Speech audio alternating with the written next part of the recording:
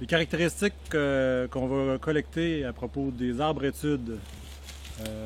On a parlé des critères pour savoir si on retient ou pas un arbre comme arbre étude, mais une fois qu'il est sélectionné, ben, on va de l'avant. Puis, dans les placettes temporaires, on a à faire, à évaluer un indice de compétition, l'étagement et puis l'ensoleillement des trois arbres qui ont été retenus. Puis, donc, contrairement à la placette permanente où on a à faire ce travail-là pour chacun des arbres de la placette, ça peut être parfois source d'erreur que de le faire seulement pour les arbres études.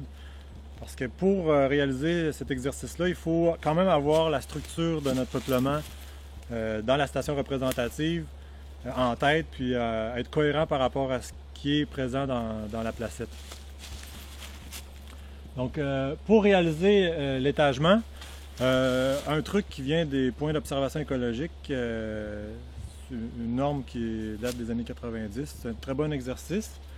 On va dans la station, donc jusqu'à un rayon de 25 mètres, même à l'extérieur de la placette.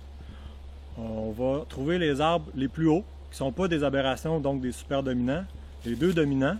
On va en faire une évaluation oculaire, donc ça va devenir une hauteur dominante moyenne des deux plus hauts.